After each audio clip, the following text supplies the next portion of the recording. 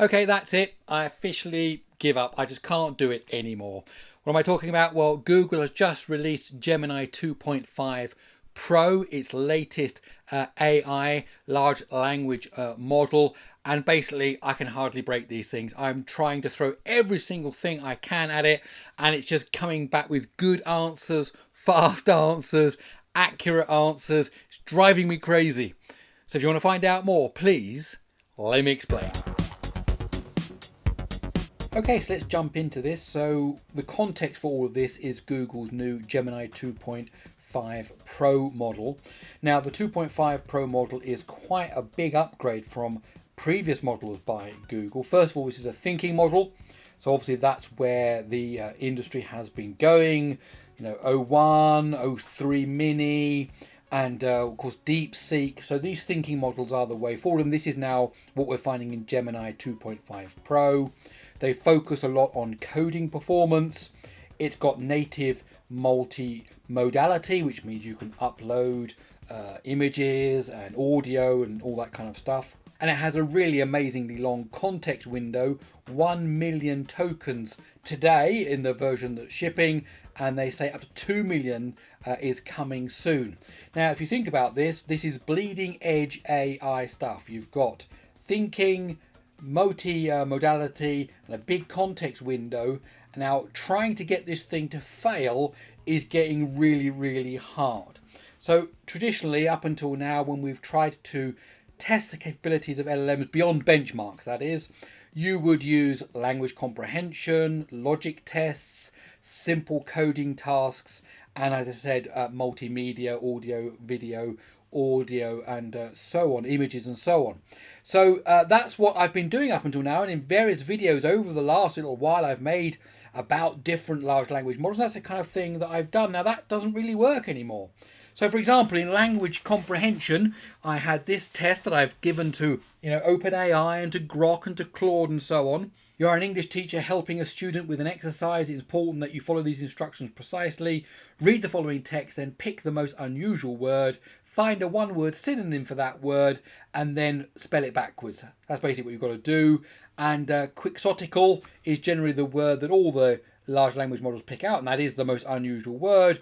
And then they might pick a word like idealistic and then spell that backwards. Now, in smaller models and older models, it would struggle with this, several steps of instruction. It would get the reversing of the word wrong, but Gemini 2.5 Pro gets this right without any problem. Another one, Alice has 5 brothers. She has 3 sisters. How many sisters does Alice's brother have?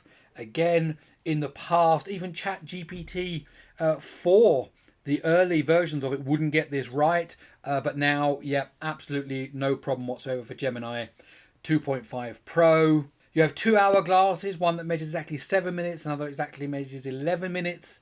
Using only these 2 hourglasses, can you measure exactly 15 minutes? If so, explain the steps. It's actually quite complicated, that one, and even people in the comments to my videos we've had quite some interesting discussions about how this is possible. But yes, Gemini 2.5 gets it right. Doesn't even beat around the bush. It just gives a good straight example. Another one like this is a new one I invented just now. I thought, oh, this will trick it. So here is a suit of cards, diamonds from top to bottom, 2 diamonds, 3 diamonds, all the way up to the queen, king, and an ace.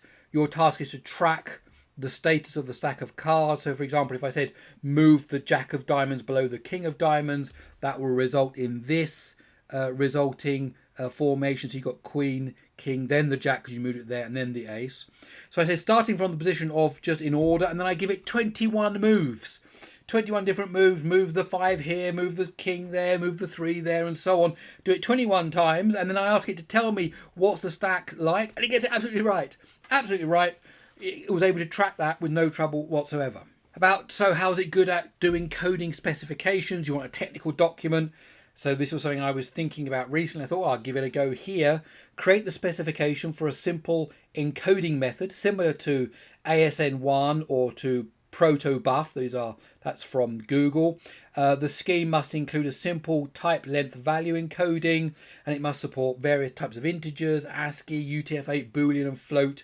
The encoding is flat. To make the specification detailed and useful for a programmer to implement the scheme in any programming language. Yep, and it created a very comprehensive document with all the right ways of encoding, dealing with all those different types, did it absolutely perfectly. So I said, okay then, write the C code to implement the encoder and the decoder, include unit tests, a make file and a readme file based on that specification that it created. Yep, it did it. 800 lines of code with unit tests, all of which passed. It compiled first time. Absolutely amazing. Okay, so let's see how good it is at doing some machine learning then. Write a game of tic-tac-toe, noughts and crosses for those in Britain, which uses machine learning. Write the game in Python. There needs to be 2 modes. The training mode will repeatedly play itself and learn the strategy to win. The other mode is to play against a human once the training is done.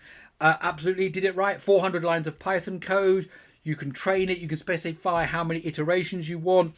I've tested it out. If you specify only a few iterations, it's terrible and loses.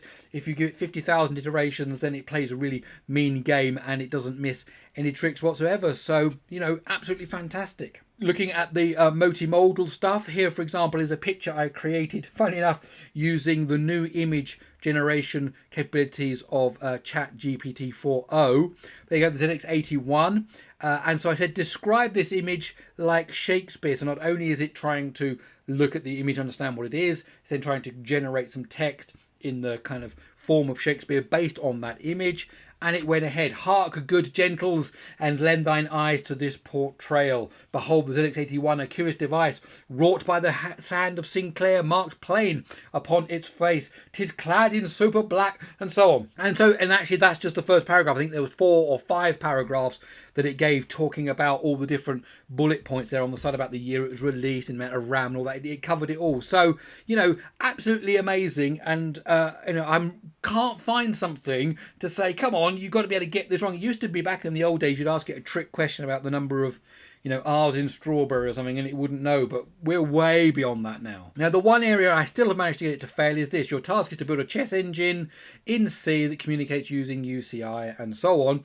And I have quite a good specification that I've written, again, together with the help of an AI assistant that outlines all the different things that you need inside of a chess engine to do that, including you know, the UCI interface, the searching algorithms, all that kind of stuff.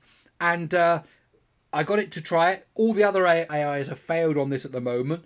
So it gets that prompt plus the specification. Now, it produced over 1,400 lines of code. The code compiled. There was one error which I then asked it to fix, and it fixed straight away.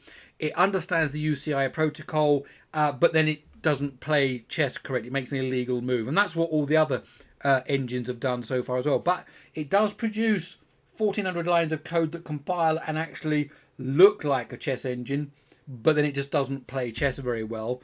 Looking at the code, it should play chess very well. So there's obviously some mistakes in it. And I could probably push it back in, get some reiterations, but I didn't want to do that just now. I just wanted to see if it could do it. So this is the one area where, for a single shot, where you just say do it, it hasn't managed to do it yet.